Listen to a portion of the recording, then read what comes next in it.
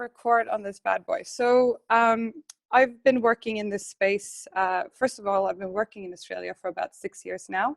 And I want to share with you guys today not only my story, but I also want to share some common mistakes that I've made, some common mistakes I hear other people make, and just really help fast track your journey, whether you are about to come to Australia, if you're planning it in the future at some point, or if you're already here. So I trust that you all understand that an hour is only an hour, but I will give you as much value as I can during this time. So let's see if I can get this to work. There we go. So a lot of you may have followed me for a little while. My name is Emmy Petersson. I work with my own company called The Bridge Coaching, and I help expats and travelers with their journey overseas and help them land on the other side. So preparing before, landing after, or for those people who've lived overseas for a long time and want to move back home again.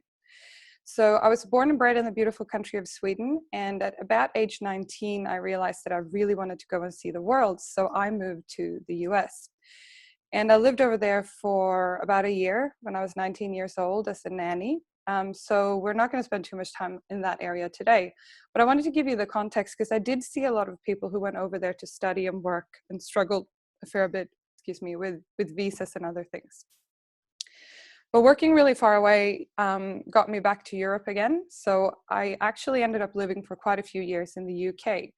Now, the UK was the first place I lived after I graduated from university. So even though I'd had a few jobs before, the UK was probably the first country I lived in and worked professionally in outside of Sweden. And after a while, after about 4 years in the UK, I started to feel like it was a bit too cold and rainy, so I moved to Australia. And a lot of people don't realize this, but the sun does not always shine. At the moment in Melbourne, it's winter. If you're in Sydney or Melbourne yourself at the moment, you're probably chuckling right now and sitting there with your warm Ugg boots on. So Australia didn't have the sunshine all year round that I'd sort of hoped for. But Australia has been a wonderful place to me and a place where I've really been able to build my marketing career and my career in general, which is what I want to share with you here today. So that's a little bit about me. And I'll be sharing a few stories throughout the call today, but mainly we're going to be focusing today on two key strategies of how to build a career in Australia. And I want to clarify this call. If you're coming here to Australia, I know there's quite a few people from various European countries on the call this evening. If you're coming to Australia as a traveler or a backpacker, you can use some of these tips anyway. But this call is really focused mostly on those of you who are coming here to continue your career, to change your career, or to get what I would refer to not a real job in the sense that this is a real investment for you. It's not just something you want to do to save a little bit of money or do other things like that to fund your travels. So if you're a backpacker, by all means, listen to this recording. You'll probably get a lot of value, but that's not where we're going to spend our time today. So the two key strategies I'm going to talk about is the strategies and things that you can do before you even arrive here. So if you are planning to go, which I think is about, based on my feedback before the call, is about half of you on the call, there are some really good things that you can do before you even get here. We're going to talk about what they are and why you should do them in that order. And we're also going to talk about the second strategy, which is if you're already here in Australia. Now, I trust that you understand that some of these things are going to overlap, and some of those things that you want to do and prepare before you get here are very, very useful once you get here. And if you've already arrived, you can still do some of those prep things now if you are preparing to go out in the job market and look for work. I also want to say that I will be talking, Australia is a country, if you're from Europe and you hold a European passport only, you are going to need a work visa and some specific things to work here in Australia. I am not a licensed migration agent, and because the migration laws change here all the time, I'm not in any way in a position to give you general visa advice.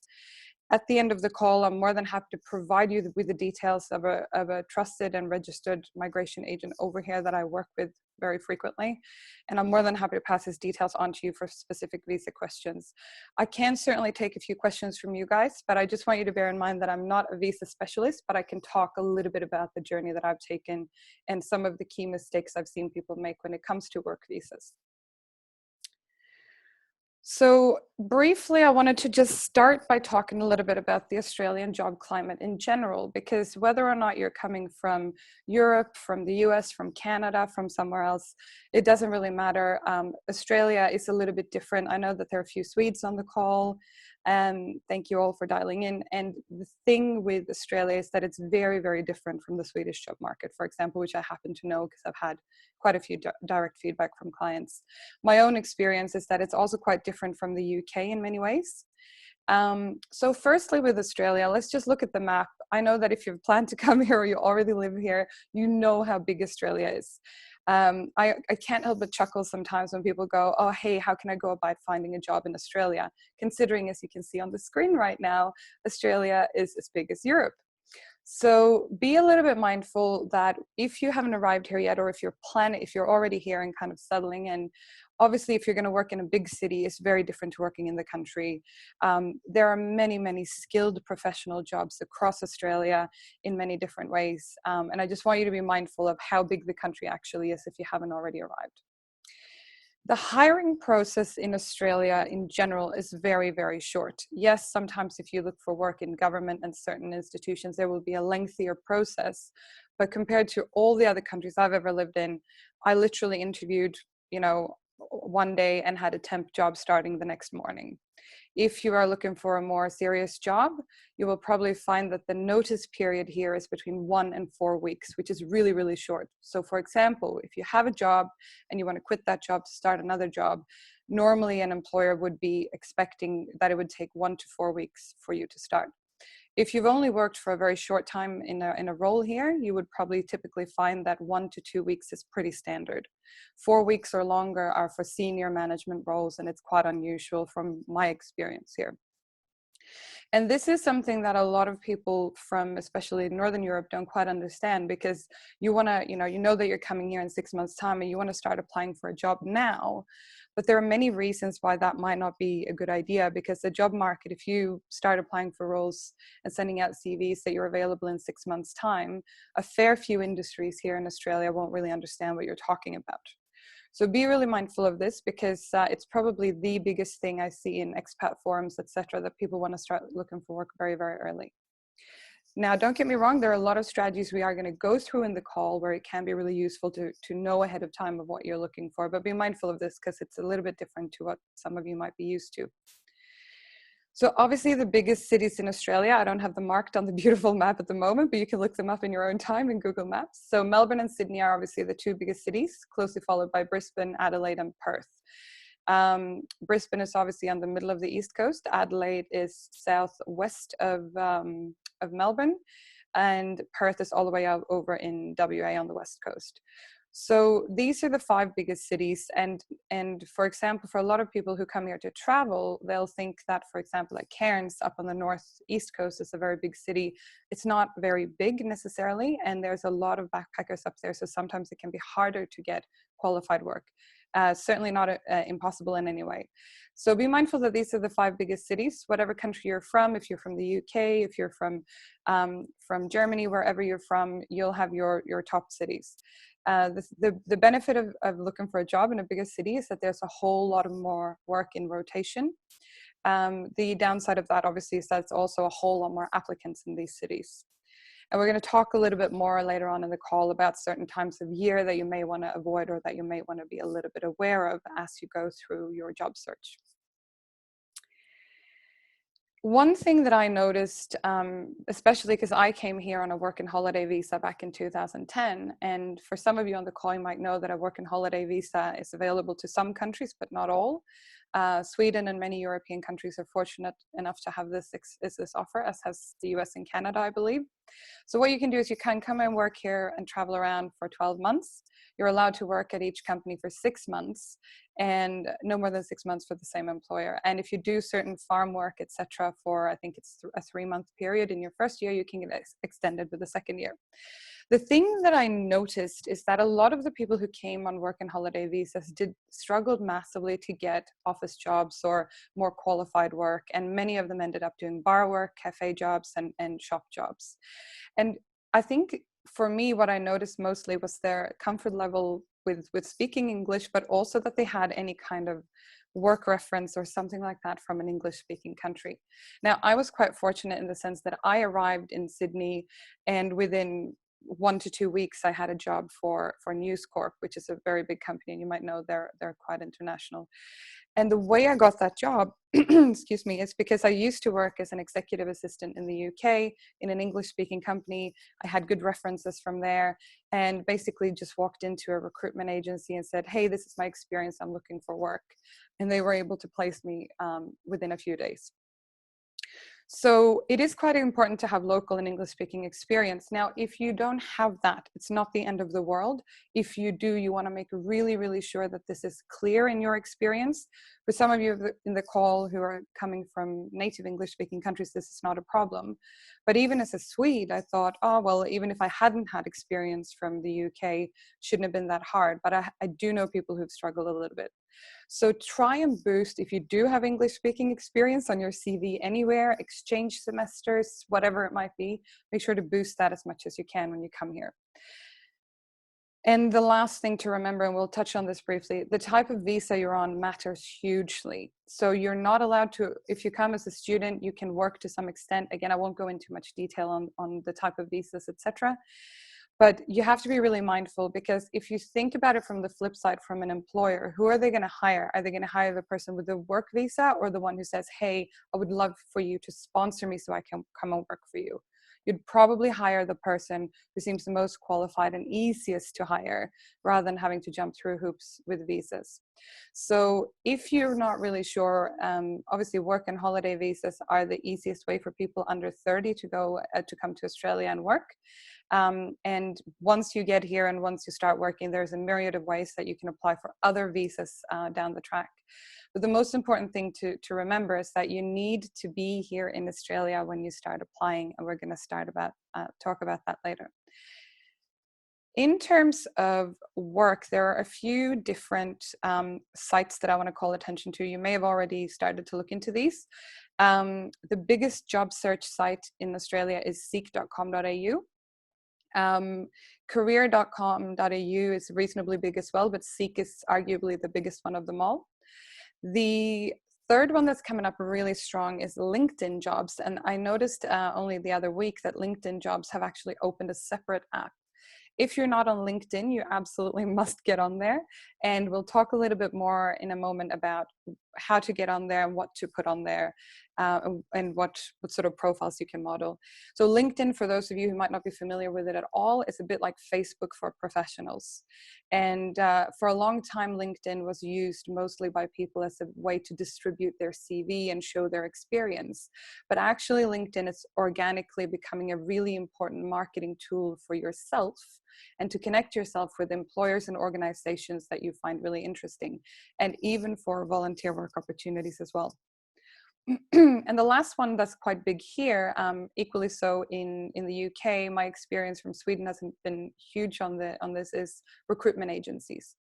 So there's a lot of agencies here in Australia who specifically work to place competent staff in specific roles. So you have, office admin agencies, you have professional agencies for IT, IT professionals, etc.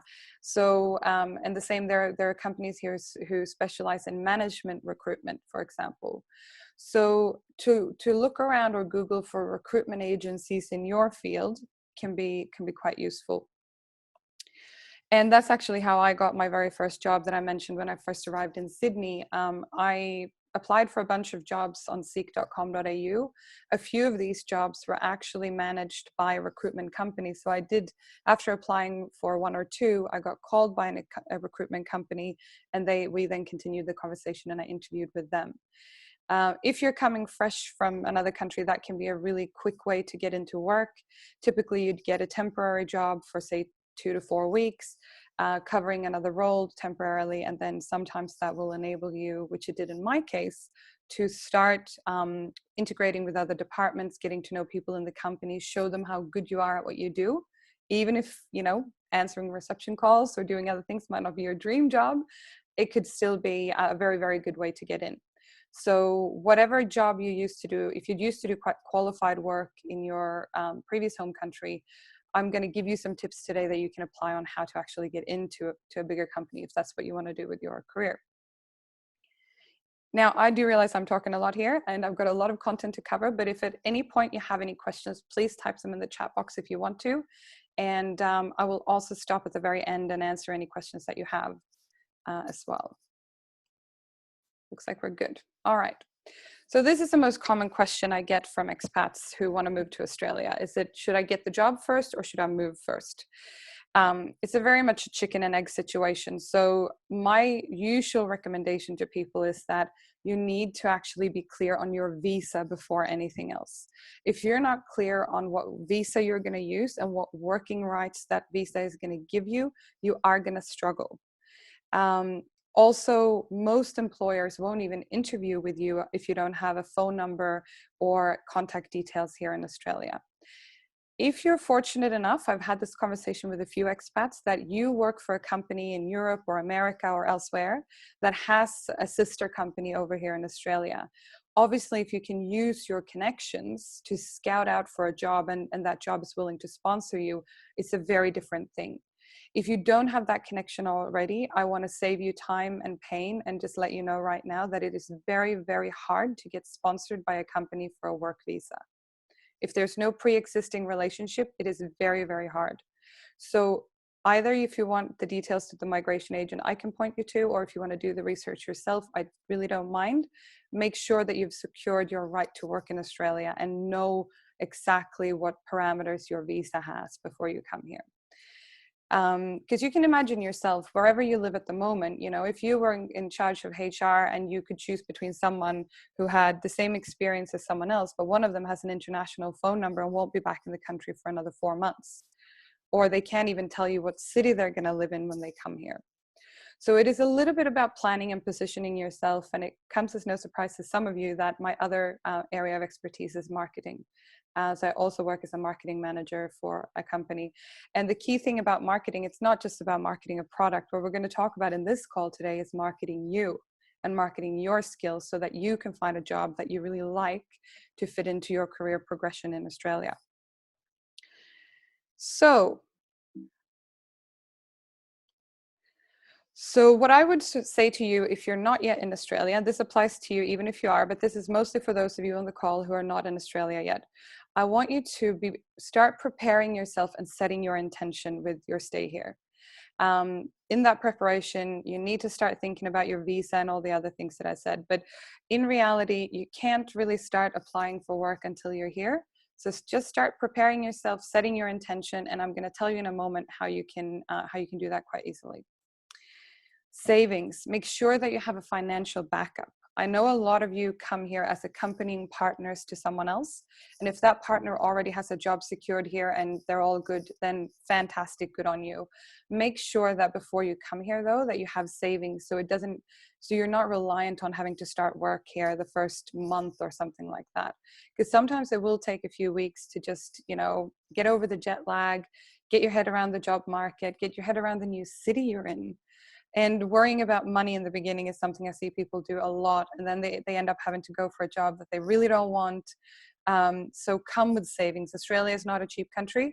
There are some different, if you Google around, general lifestyle costs in Australia, I'm sure there are plenty of websites out there, that can give you a lot of ideas around what it actually costs to live here. So depending on what country you're coming from and depending how that stands to your currency stands to the Australian dollar at the moment, just be really aware of that. Do your research and your timing, and we're going to talk about timing in a little while because the tax year here in Australia is a little bit different to some European countries. And the other thing is you want to do your research. And by research, I don't mean just your visa and what you're going to, what your working rights are going to be, but also what do you want to do when you get here? Some of you come here and you really want to build your career and you have a clear idea that I want to stay in my field of HR or IT or whatever you're doing at the moment. You may want to continue to build on the area that you studied at university and get in and get your first proper job somewhere. Or there are those of you out there who've done a job for years and don't particularly like it, and you see the move to Australia as a really cool way to get a clean slate.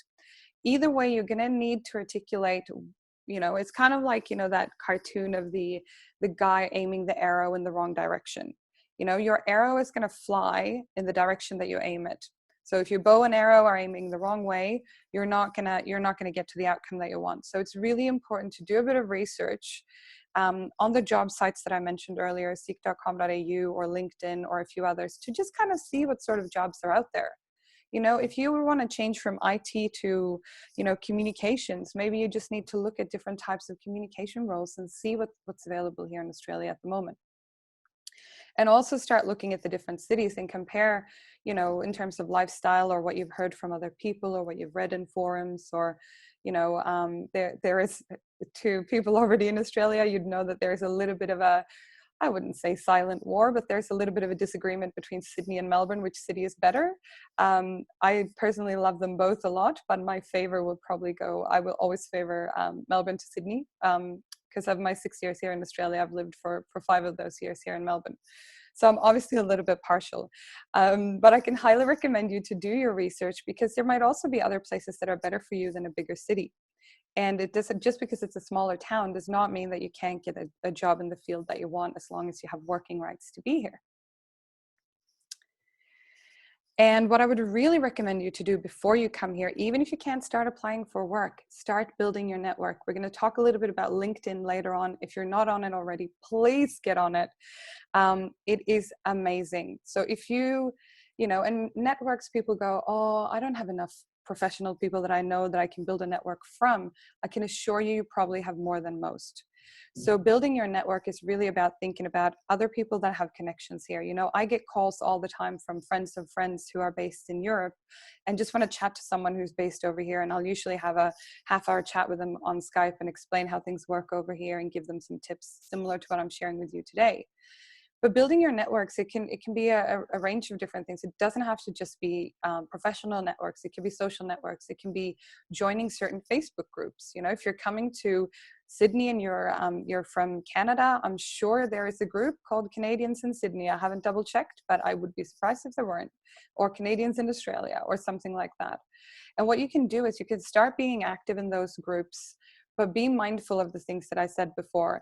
If, you know, the job market here responds pretty quickly. So if you know you're coming here in 6 months' time, don't put up a question in a social forum, ask it saying, does anyone know of any work in 6 months? You can if you want, but it's going to come across as a little bit desperate, and people are going to be like, well, what do you mean by work? You need to get a bit more specific. So I trust that that makes sense for everyone. If you have any questions, like I said, I'm going to stop in just a moment and take some more questions before we jump into area number 2. But feel free to pop them in the chat box as I'm chatting. So for those of you who are still back in your home country and you're planning to come to Australia, or those of you who have landed in Australia but may not have done these things yet, I would encourage you to get these things ready right now. Make sure you have an up-to-date CV that's 2 to 3 pages max. There is no ideal template here in Australia. I have, you know, sat in on recruitment and I have recruited staff myself. You know, the Australian average CV can look in a myriad of different ways, and generally speaking, they'll be between 2 and 5 pages. I know for a fact though, and I know a lot of people in recruitment that will actually throw away CVs that are too long. So make sure, we're going to talk about in a moment about what to put on your CV, but please keep them as short as you can. Short, consistent, and relevant. So any experience, any professional experience or volunteering experience or study experience that is relevant for what you want to do now. So if you worked at a cafe for 2 weeks in the summer when you were really young and you've had a wealth of jobs since then, you may not want to include the cafe job, unless you want to get a job in a cafe, in which case it could really help. If you can, have written references with you in English. Now, most recruiters for any job that you do will probably want to call or email your references anyways, just to make sure that they're not fake. But if you can get a previous employer from your country to write you a reference, just, you know, half an A4 page or something like that, describing, you know, what you'd normally say in a reference, what you were like to work with, what your strengths are, what your weaknesses are, and if they would be happy to recommend you for a job. So if you can get a previous employer, or, you know, if you've studied and you have a professor at uni or something like that, that you have a really good relationship, maybe get that person to help you out with a reference if you can. And this is good to bring with you only because it starts to build your library of documents that you have ready, because the job market here works really quickly. So if you're one of the people who can present all this stuff and send in an application on a moment's notice, you'll come in ahead of a lot of other people. Scanned copies in English of certificates or diplomas, goodness me, misspelling there. Diplomas in most countries, I guess. So bring scanned and certified copies with you. So what does that mean? So what I did for a lot of mine is that I had them scanned. I scanned the originals, sent them to myself by email, had them on a USB stick, and then I just printed them out. Sometimes, depending on what you apply for, they will need the originals. Because I was going traveling before I came to Australia, I didn't actually bring the original documents with me. However, I kept them in a very handy place, and my family back home, should I have needed them, had them ready to send over. So make sure that you have all that ready. If you're not from an English-speaking country, most universities will actually give you a transcript or a certificate in English if you ask them. If they don't, you can get them professionally translated. This will mainly be relevant if you're applying for a job in a very specific field. Like if you're in I know that a lot of the more technical IT fields will typically ask for these sort of things. So depending on your field, it's good to have them translated, but it doesn't hurt to ask your school or your university to see if you can actually get a transcript in English to bring with you. And also, obviously, have your references ready. So if you're arriving fresh in Australia, you may not have had a job here yet, or if you have had the chance to work here in Australia, even if it wasn't in the industry that you're applying for, obviously you want to give that person as your reference because they're here. If you don't have an Australian work experience at all, make sure that you bring with you, though, that you have names and contact details for your professional or volunteer references, and at least two. Every company and recruiter will ask for at least two. If you can have up to three, it helps. And this is really for people, obviously, for them to ask questions around, your character, what do you like to work with, all that sort of stuff. I've obviously had a fair bit of my work experience in Europe. And when I've applied for work here in Australia with the reference to my manager in the UK, I have provided them with both his phone number and his email, and obviously said email would be preferred due to the time difference. Now, the most important thing is make sure to ask your referees before you leave, ideally before you leave, and say, hey, I'm heading over to Australia. I'm going to be applying for work over the next 2 or 3 months. You're going to be, I'd love to list you as a reference if that's okay with you. Obviously, I'll give you a heads up for the different jobs I've applied for. Because normally what happens is you'd only give your references details when the employer have said, look, we've moved you on to the next stage. The only final thing we need to do before we give you the job is to check your references. It's typically what happens. You don't need to give your references to them before that if you don't want to. On your CV, you can simply just put references available upon request. In the background, though, it's important that you have your referees ready and lined up so that there are no issues and hold up at your end if someone turns around and wants to give you a job tomorrow. And pending it's a job that you want, of course. So, all right, before we head into intentions, I just want to take a quick sip of water and just double check if anyone has got any questions so far. I know that I'm keeping this pretty standard considering the blend of people on the call. But if you do have a question, I really, really welcome you to pop it in the chat box in the bottom of your panel if you want to. If you're on a computer, you'll probably see 3 little dots at the bottom saying more. That's where you can click if you want to access a chat function. So when you are looking at intentions, it's really important before you get here, or if you're already here, it's actually quite important for you as well. You need to be clear on what's good, what's okay, and what's not okay. What do I mean by this? A lot of people come to me and they say, I want to find work in Australia, any work, like an office job. You see how wide that is? You see how impossible it is for me to help that person and say, okay, well, office job, like, what do you mean? Like small office, big office? Do you want to do admin work? Is there a certain field you want to work in?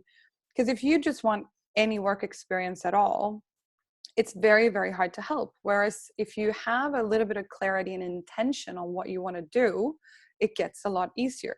So an exercise I very often give to my clients is this one here.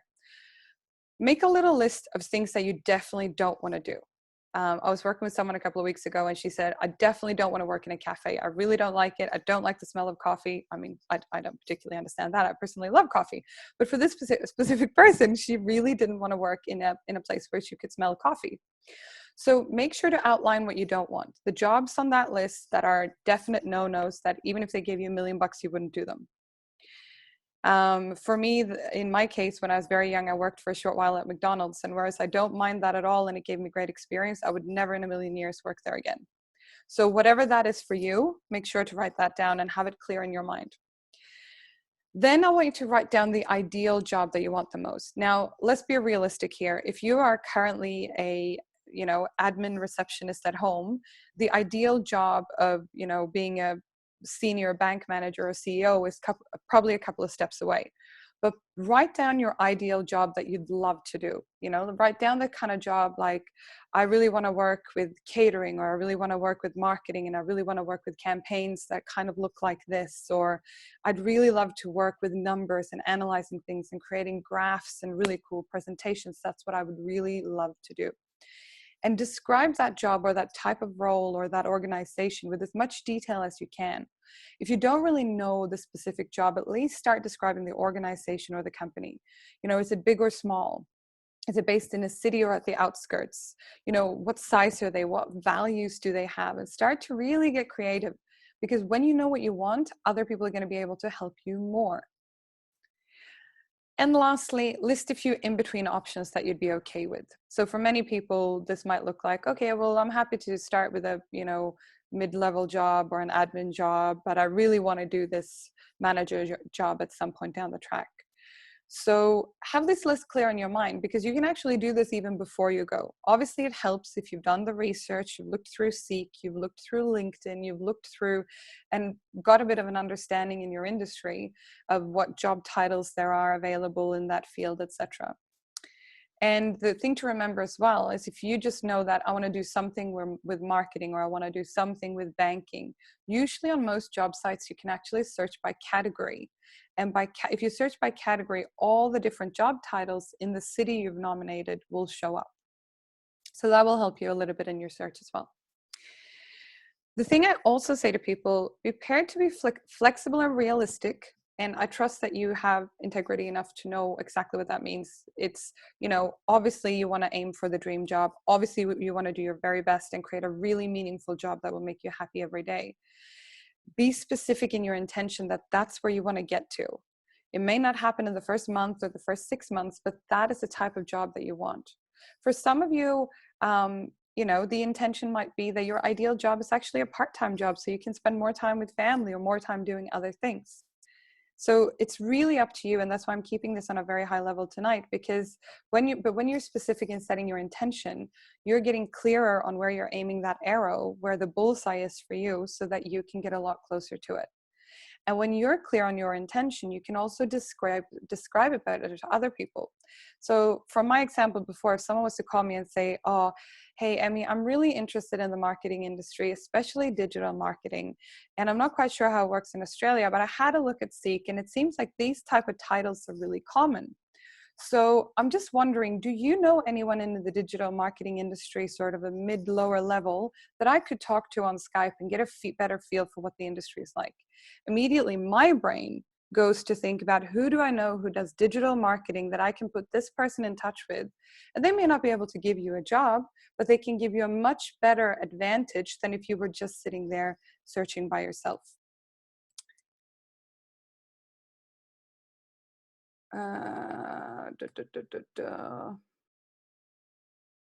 Okay, yeah, very good point. Helen has a very good point. Some professional bodies, in Helen's case, Engineers Australia, sometimes the professional bodies here need to acknowledge your degree from Europe. So yes, depending on your degree, it depends a little bit on which field that you're in. So absolutely. I also know there are some industries that are heavily regulated. I know that, in the pilot industry and those sort of things as well, if you're moving across, you need a complete translation, basically, more or less, and you need to do some extra work to upgrade your skills in that. So very good point, Helen. So it depends a little bit on on what you're doing. And the good point there actually is if you are in, say, an engineer or something quite specific, it might be a good idea for you to connect with that type of body here in Australia to ask those questions, or even look at the frequently asked questions on their website to get a bit more detail about it. So very good point. Thanks, Helen, for that. That's why we have a conversation while we're talking. It's awesome. Cool. So once you've arrived, we start to talk about how do you market yourself, because you've done all this prep work, right? And if you have already arrived and you haven't done the steps we've just gone through, please go back and listen to that again and have a look that you've covered all those areas yourself. In marketing, we often talk about the 5 Ps, and I've actually customized these a little bit to suit you guys today, because marketing is not just about selling a product, you know, like an Apple phone or a lamp or anything like that. It's more about how do you market yourself and how do you stand out in a new country that you've never lived in before, possibly never worked in before. How do you stand out here and really make a name for yourself? Because there are so many people in Australia. Is a beautiful country in the sense that it was built on migration. And as long as you have working rights to work here, you actually don't have a disadvantage to anyone else unless you choose to see it that way. Naturally, if you have no experience from an English-speaking country, you might struggle to get into that very first job. But it's also a very forgiving country in the sense that you can advance pretty quickly if you work hard and you're committed to what you do. So the 5 P's of marketing. So the first P is product. So the product in this sense is not the hardware thing, or, you know, the thing you're selling. It's you and your entire skill set. And you need to be really clear here that you are not only your professional experience. You are the things you've studied. You have skills within you as a person, whether you've studied or worked in a certain place or not. You know, you could be highly organized or very innovative or very creative, or, you know, really good at public speaking, or you could be really shy but a very good listener. So all those things, and this is what I do when I work one-on-one with my clients, is that we start to really draw out what your skill set is. There's quite a few different things you can do as well, like certain personality tests, etc., that can help you really enhance your understanding of yourself and your skill set. And if you're curious to find out, some of those personality tests are free and some are not. But if you are interested in finding out more about that, send me an email or stay on the line after the call, and I'd be more than happy to share them with you. Place. So when you're marketing something, you want to make sure you've got the right product, but you want to make sure that you're in the right place. So for example, if you are in a very tiny city or very tiny town out in the outback that simply doesn't have the type of job available that you want to work in, it doesn't matter how good you are, you're sitting in the wrong place. So you need to be mindful of the location that you're going to, whether you want to go to a big city or a small city. I don't particularly mind, but just be aware to factor that in. And it's also about where you hang out and network. And this goes for both online and face-to-face. So make sure that you're hanging out in the right place. Where are the professionals in your area? If all you do is go networking with, you know, young junior people in your field who are all fighting for the same type of job, you're probably not going to stand out. So where could you go instead? Is there another type of networking event where you could speak to people who are a few levels up in the industry that you want to really get into? And this is the same thing if you do it online, if you're networking on LinkedIn. We'll talk more about that in a moment, things like that. So, and these are just, you don't need to take action around all of these things. I just want you to be mindful that marketing a product or marketing yourself to get a certain job actually has a lot of similarities. Promotion. This is where I see a lot of people, especially from Sweden, being way too modest about what they're actually able to do. Some cultures boast very loud and clear about what they're able to do. And in Scandinavia and a few other parts of the world, it's better to be a little bit more modest about what you are and what you know. So really think about it. What's your hook or your special skill that is really relevant for either the specific job you've found that you want to apply for, or the industry, the specific industry you're looking at? You know, what's a really good thing that you know? What's a thing that people always say, oh my God, John, you're so good at X. You're always excelling at that. I always come to John for X, Y, and Z. So get really clear on what your strength is. And this is something, it's actually quite fun. You can ask people around you, like you can ask previous managers, previous colleagues, you can ask friends and family, and really ask them to say, you know, what's one thing that you think I'm really good at? And yes, if you ask your mom, she's probably going to be super nice and compassionate and all that stuff. But people around us, give us more honest feedback than we sometimes realize.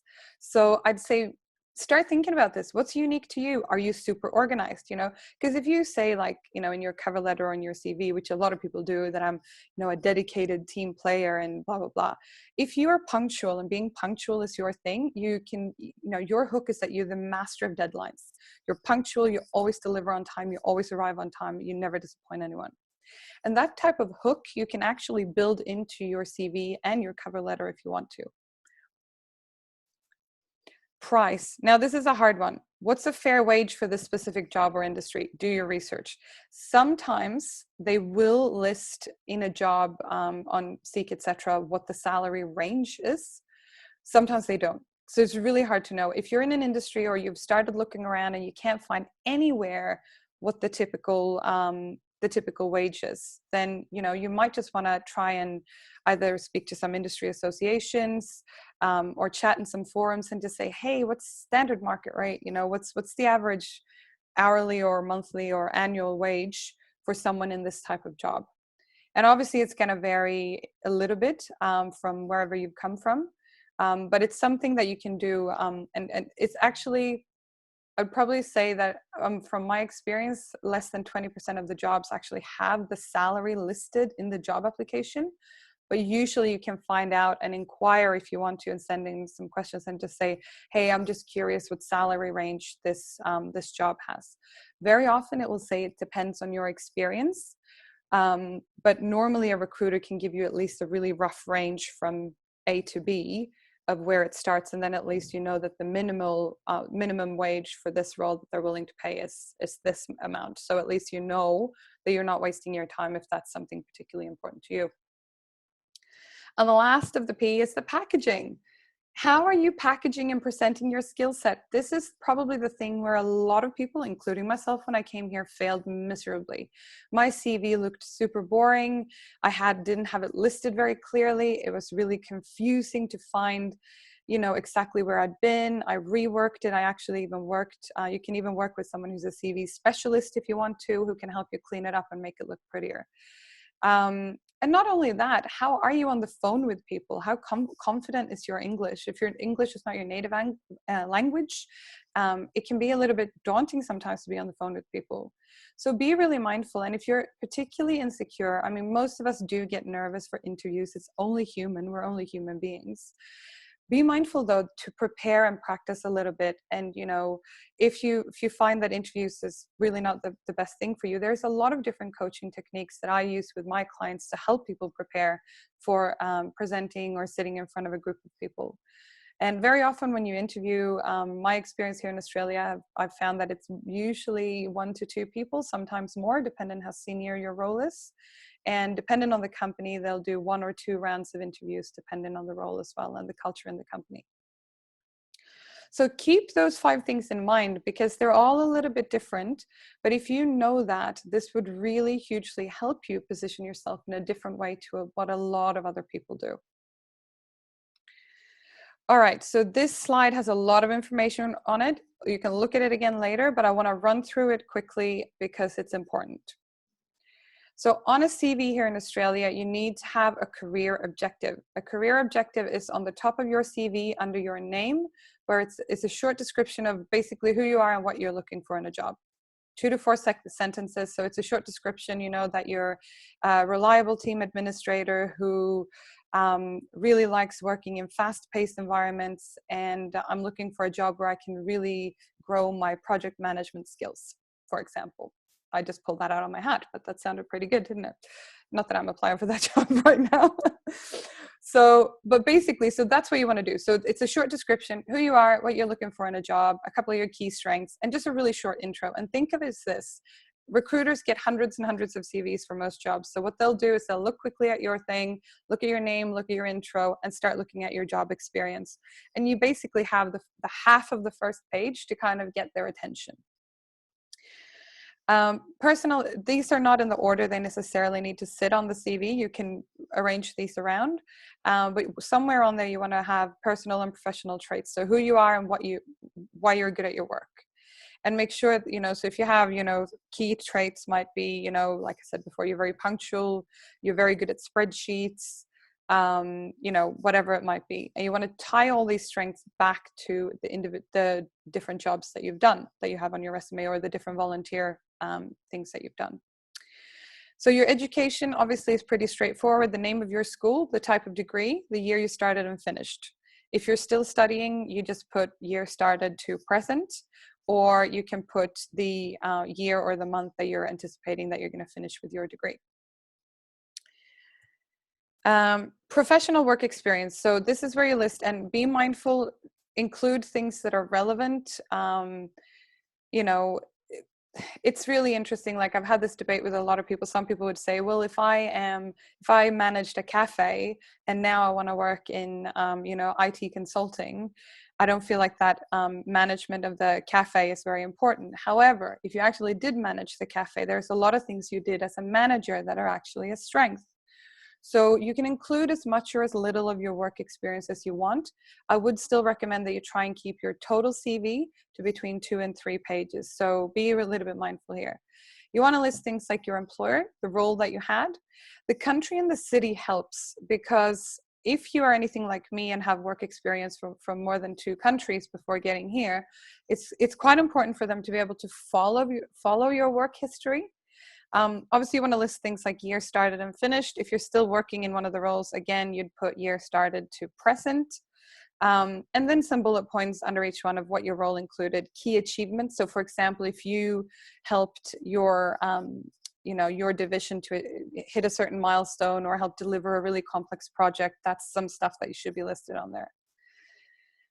So skill summary, some of the most powerful tools that you have. So systems and skills. So for example, if you're really good at Microsoft Office, if you've used a specific, you know, project management tool, if you're looking in any specific industry and there is a specific IT system that they use and you've used it, even if just a little, you put it on there. Now, obviously you have to be honest here. Like, if you've never ever used the system, don't say that you do. If you're willing to go and buy the system or download a trial version to familiarize yourself with it enough to say, yep, I actually know how that system works, put it on your CV, make sure it's included. And obviously, ideally, these tools would be general by nature, but also relevant for the industry you're in. So if you are in accounting and there are certain accounting softwares, I'm not an accountant myself, so I don't know if there are, but I'm sure there are accounting softwares and skills that would be really good to list here. And another thing is volunteer experience. So the organization, the type of work or the type of cause that they work for, because if it's from another country, it might not be crystal clear in the name. And just year started and finished and a few things like that. This is really good for you if you are reasonably young or reasonably inexperienced in the work field and you don't have a lot of things to flesh up your CV with. It doesn't have to be paid work in order for you to include it here as a skill. Goodness me, we've got a lot of questions. Excellent.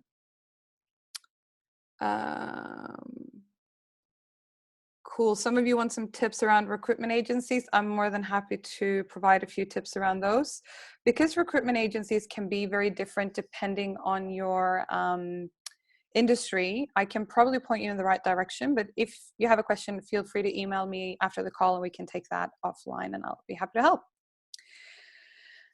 Lastly, on a CV, language skills. So list the languages that you speak or know of, and also to what extent or what proficiency you have. So for example, most of you would probably put that you're fluent in English, fluent in your mother tongue, if it's something other than English. I studied German at school. I understand it reasonably well, don't speak it too well, but I would say that I have a basic knowledge of German. If you have another language that you master but not 150%, you would probably want to say, well, I've got working knowledge in this language. And obviously your contact details. Now, this is important. The reason most recruiters won't touch your application if you're outside of Australia is because they know that you're not there yet. So don't even bother putting in an address in another country if you're applying cold. And by cold, I mean that you don't know the person or the company beforehand. If you are in the lucky few that have a company with a sister company, or you get referred in and someone says, yeah, send us your CV, we'll look at it, you can put whatever address you're at. But the reason you want to be in Australia when you're doing all this work is that you can put a local address. Even if that local address is a temporary apartment hotel where you're living at the moment, or whatever it might be. Some people, you know, when they're traveling and before they get settled, they get a PO box. So, a post office box number instead of a postal address. So you can do that as well. But just make sure, obviously, that you have a local phone number and all that stuff sorted. And sometimes you can even ask, family and friends or something like that and say, hey, can I just, I'm in between accommodation at the moment. Would it be okay if I put your address down as my address when I apply for work? And, it's really just a reference to show where geographically in the world you're based. So the most important thing on a CV, I've spoken a lot to my friend who's a recruiter about this. Remember to have a clear order within each section. So sort the things by order of importance as to how they support your career objectives, and the most supportive item at the top of each specific role. So obviously, to start off with, you'd put all these things in chronological order. So you'd start with your latest job and go down to previous jobs under that. You'd start with your most recent degree and go down to previous things you've studied under that. So the most recent thing is the first thing that they see. Under each of those, you'd put in little bullet points or a little description of the things that matter the most in the industry and the thing you're applying for. And you may think, Emmy, that sounds really particular. Do I have to go into that much detail? I can guarantee you that if you have a little bit of a think, okay, I'm applying for these type of roles, what thing do I want to list first under my most recent job as a skill or as a thing that I worked on or as a responsibility that I had that will really make these guys look at my CV.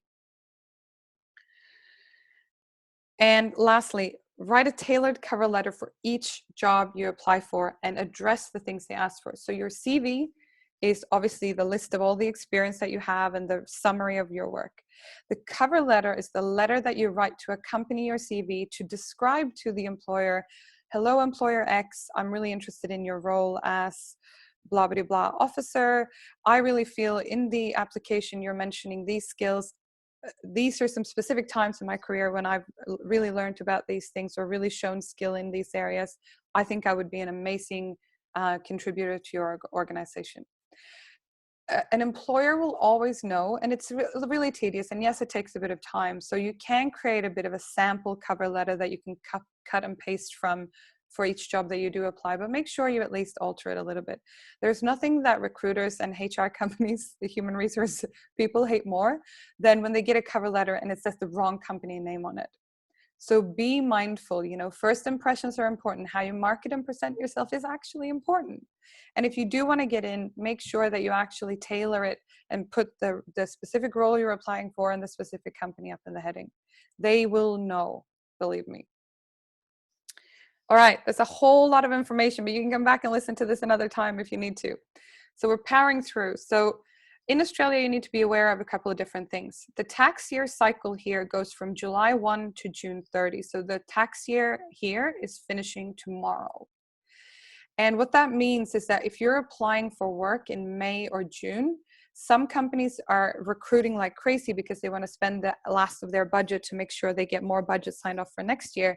And some companies, which is probably the majority of them, are holding back because they have spent most of the money for the year and they may not be in a position to spend more money in that tax year. So be a little bit mindful of that. And also, if you do pay attention to Seek and LinkedIn and things like that, there will always be work out there you can apply for. But if you notice there are little peaks and troughs, it can sometimes be because of this. Have a little look at, depending where in Australia you're studying, because obviously some of the different states, this is a little bit different, but look at the semesters at university. So when are the university students working and not? If there's a big batch of accountants or whatever who are graduating, you probably want to start applying for accounting work before that batch of people graduate. And all of them are going to want the same type of role that you do. Be aware of general job trends. So, read up in, someone mentioned professional associations. They'll have relevant articles sometimes on their websites. Reading the online news and understanding sort of what's happening. Another big thing is school holidays. So school holidays, might sound silly, but a lot of families obviously have children in school. And what happens on school holidays a couple of times a year here in Australia is that for those 2 or 3 or 4 weeks, a lot of people are actually away from work. And interview processes and things like that can be significantly slowed down compared to what normally is here. So be mindful of this, because even though it doesn't make or break anything and there will still be work out there to be applied for, you need to be mindful that from July 1 onwards, or say August onwards, there will probably be a fair bit more work, generally speaking, than if you were looking back in May.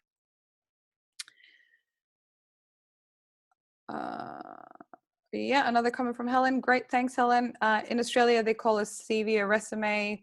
Yeah, it depends a little bit. I've seen both actually, but yeah, a CV is probably more common in Europe.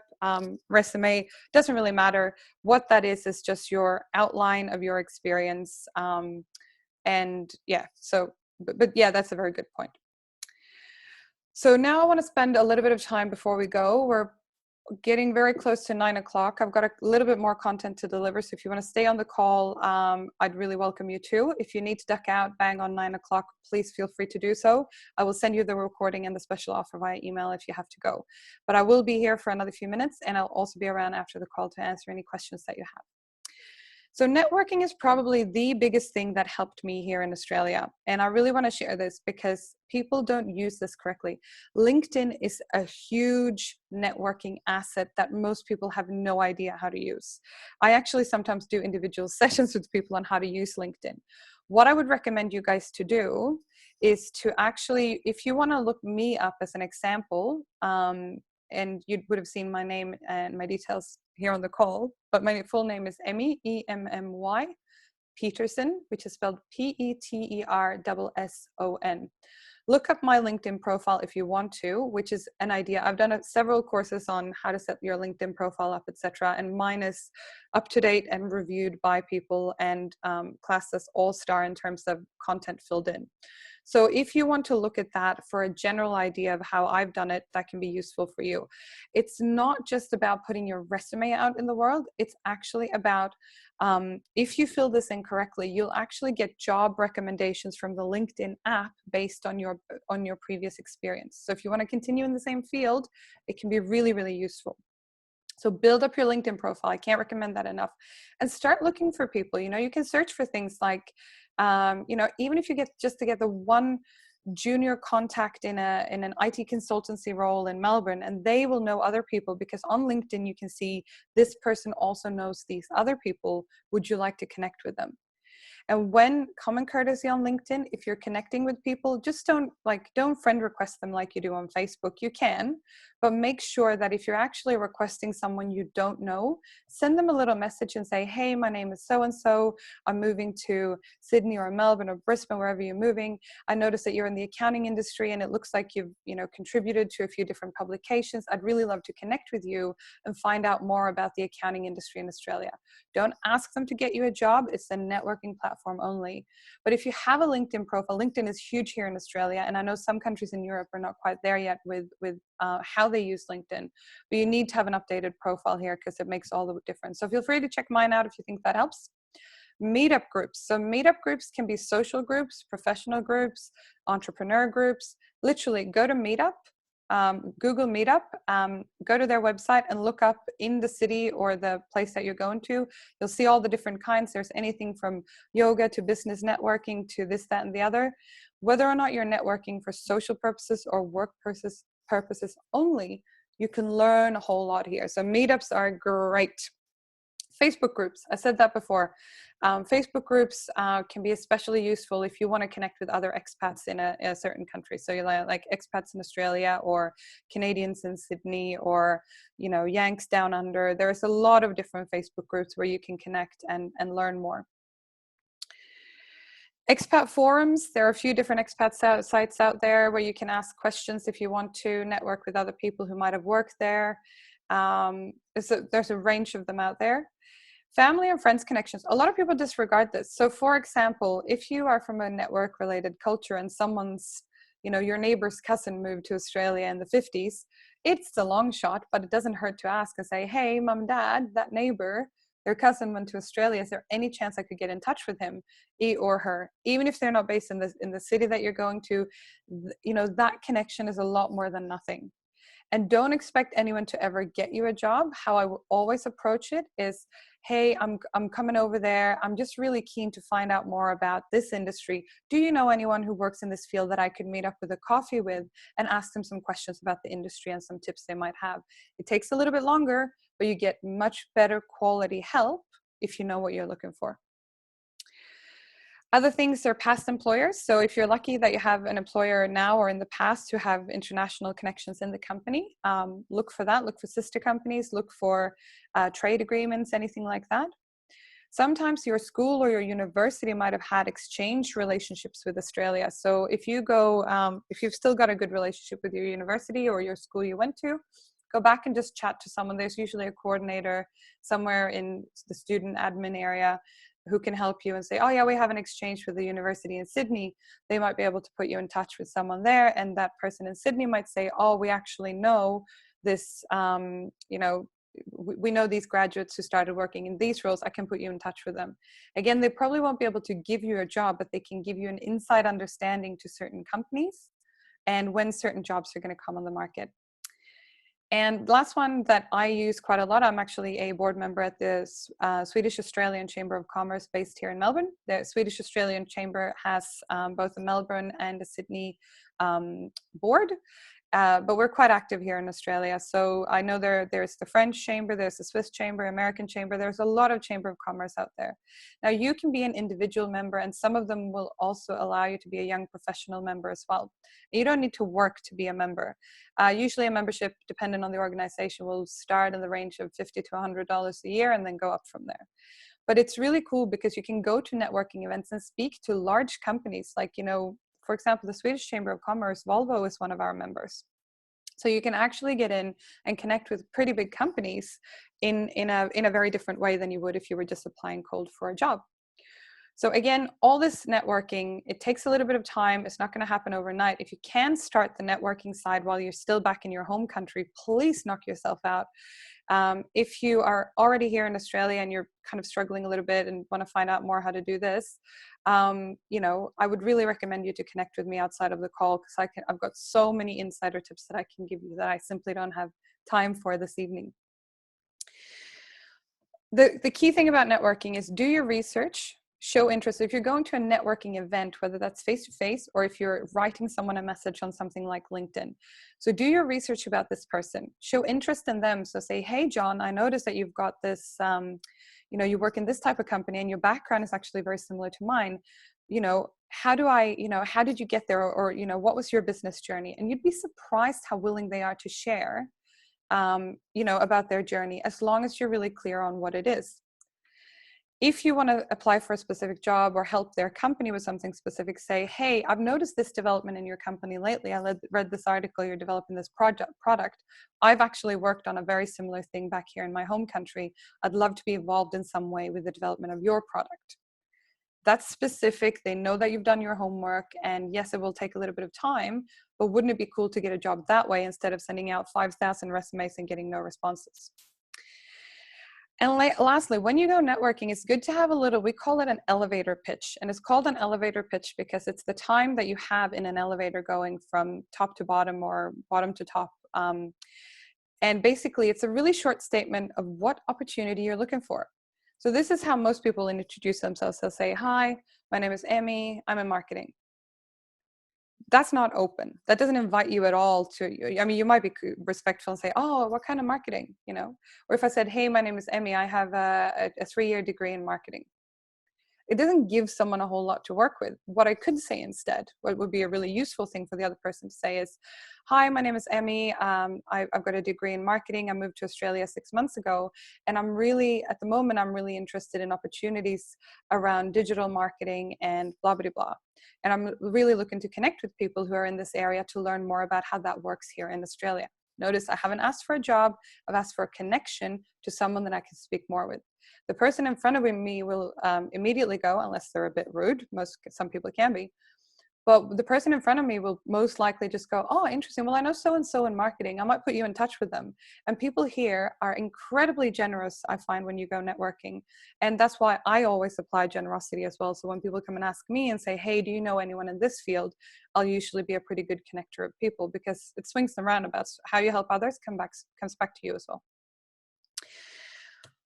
So the final learnings, thanks to all of you for sticking on the call. You guys are legends. I know that I've been talking and talking and talking, so I'll leave you some question time in just a moment. So if you're feeling frustrated, I would strongly encourage you, some of you who might already be here, or some of you have started applying from home and you're not getting responses, choose to learn how it's done in Australia rather than getting frustrated about what you thought it was going to be like. Because in reality, things change all the time. I've even met people who came and worked in Australia 10 years ago, left, came back again, and find it all different now. Things change, people change, and countries change. And unfortunately, there's no point in being frustrated.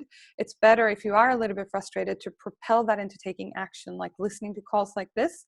I've got a special offer for you guys tonight that might be useful for you if you're feeling a bit frustrated at the moment. But park that frustration and propel that into dealing with the way it is over here instead of saying, oh, it's nothing like my old place. If you wanted something that was exactly like your old place, unfortunately, you're not going to find it anywhere else than in the old place. Give yourself the best chance to succeed. So have the clarity either before you go, or if you've already arrived, get as much clarity as you can now in terms of what type of job do you want? What type of opportunities do you want to get introduced to? What type of people do you want to connect with? It's not just HR, recruitment and management. Like, what type of people? Do you want to talk to more engineers? Do you want to talk to more entrepreneurs? Do you want to talk to more coaches? Do you want to talk to more health professionals? Start getting really creative in who you want to connect with, because the more clarity you have, I can guarantee you people will help you. Have financial savings or a financial backup plan. Worst case, if you don't have savings and you need to take something temporary just to pay the bills for a little while, most of us have been there at some point in our life. It's fine. And also make sure that you have the right type of visa that actually allows you to work. Now, there's a myriad of different visas in Australia. You have work and holiday, you have student visas. A student visa will restrict you as to how many hours a week you're allowed to work. The broad blanket thing I will say about all visas in Australia is follow the rules. If you get found out that you've been working illegally or you've been working more than the hours that you should, you can get deported. And I'm not joking, it's happened. I've heard of people that this has happened to, and I know them. And the really sad thing is that it's not always people who do this because they want to cheat the system.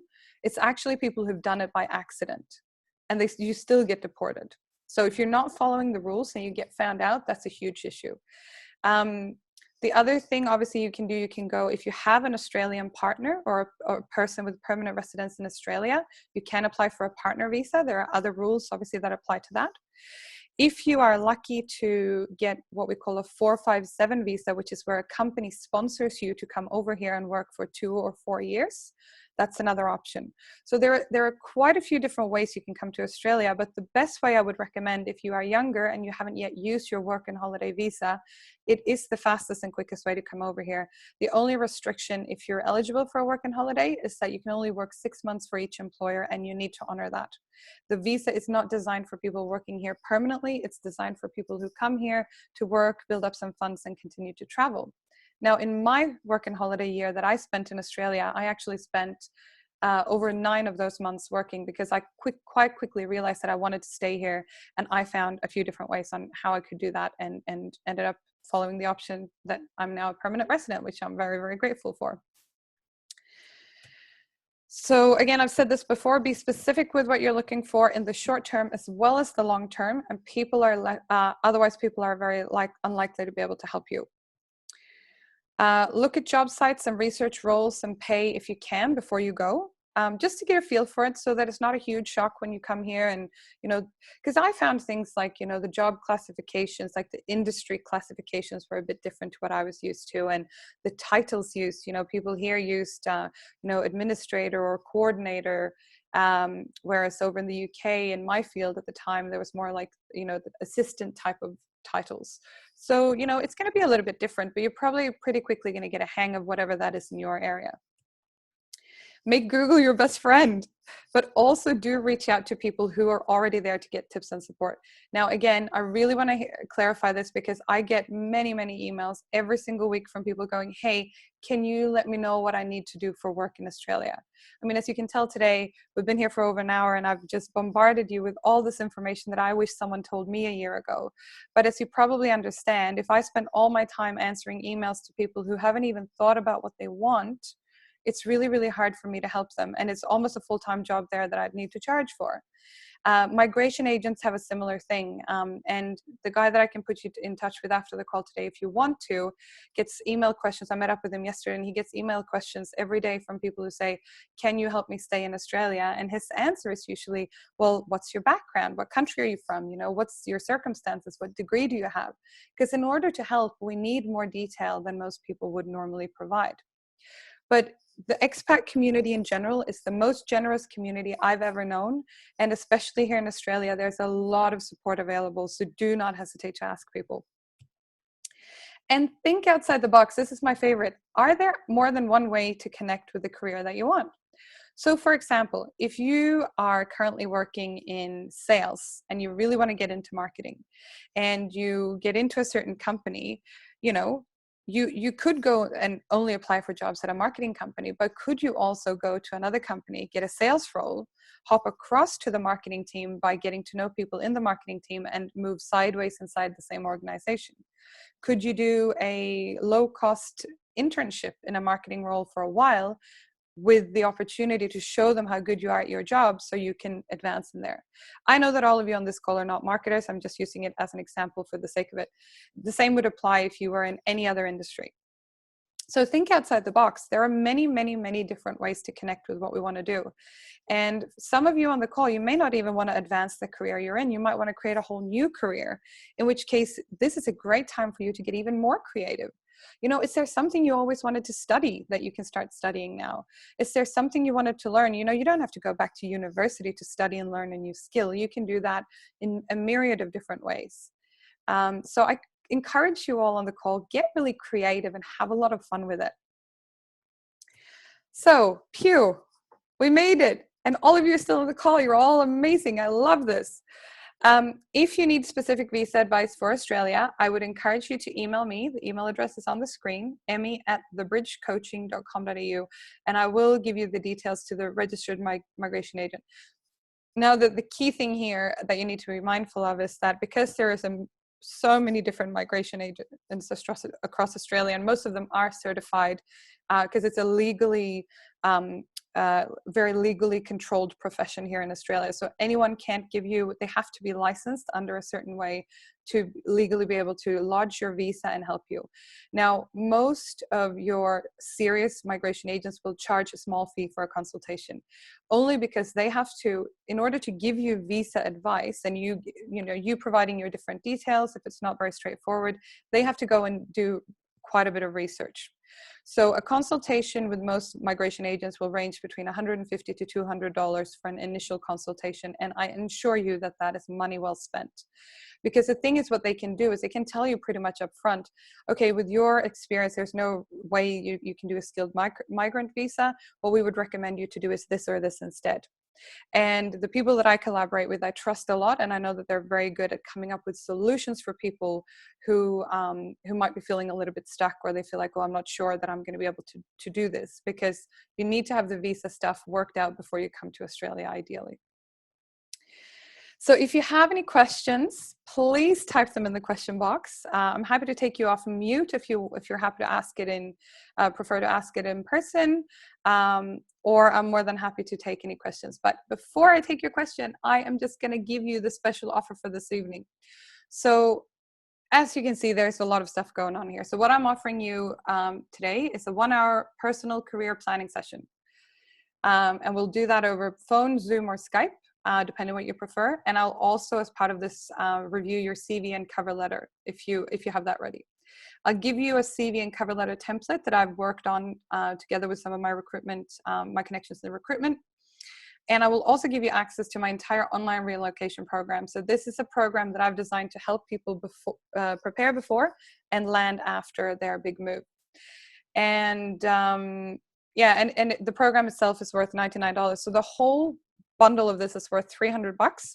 But if you sign up before Sunday, July 3rd, I'm going to give you all these things for only $99, which is a pretty sweet deal considering I charge $195 per hour for a normal consultation, only because I like you guys. So if this sounds like something that you want to do, you can email me to claim your offer. Remember, it's only valid until Sunday. So you can email me to connect with that. And and I'm going to handball it over to you guys. Does anyone have any questions? Excellent. Okay. Helen's just commented she's happy to help people out if you're in the engineering field. Helen is from Sweden, and Helen can help you out. She's in engineering, has worked for a while here in Australia, so she's more than happy to share her network with you guys. So if you're interested at all, Helen would be, I can put you in touch with her after the call.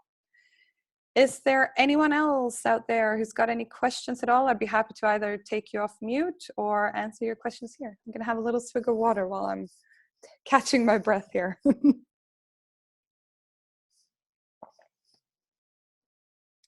I trust that you guys got a lot of value out of that. I do appreciate it's a large volume of information. The reason I created this webinar, some of you might have been on my call a couple of weeks ago, and a lot of the people on that call were specifically moving to Australia, and they asked me to put this together. So if you were on the call the other week, you probably would have seen some similarities, but I was really keen to create this specifically for Australia and share my experience, because if I would have $1 for every person that has contacted me and said, I'm just going to go over there and get sponsored, come over on a tourist visa or something like that when they're not allowed to work and find a job and a sponsor. It happens in the very extreme of cases, but it's not common at all. So I really don't want you guys to beat your head against the wall the way I did the first couple of months before I kind of understood how the system works. All right, well, it seems like that's all the questions for now. Naturally, if you have any questions at all after, I would really welcome you to send me an email. Thank you, guys. Thanks. Awesome. I'd really welcome you to email me after the call with any questions you have, any personal circumstances. If it's just a quick question, we can do it via email. But if you're really serious about creating some serious steps for you, really helping you find proper work here in Australia and build your career and build it in a way that is exciting for you, I would really encourage you to take up the offer on the screen, because $99 is very, very good value for that time. And I want to thank you all so much. I will send you all the recordings so you can listen to this again and again. You'll probably get tired of my voice. And I hope that you all have a really wonderful evening. Thank you so much.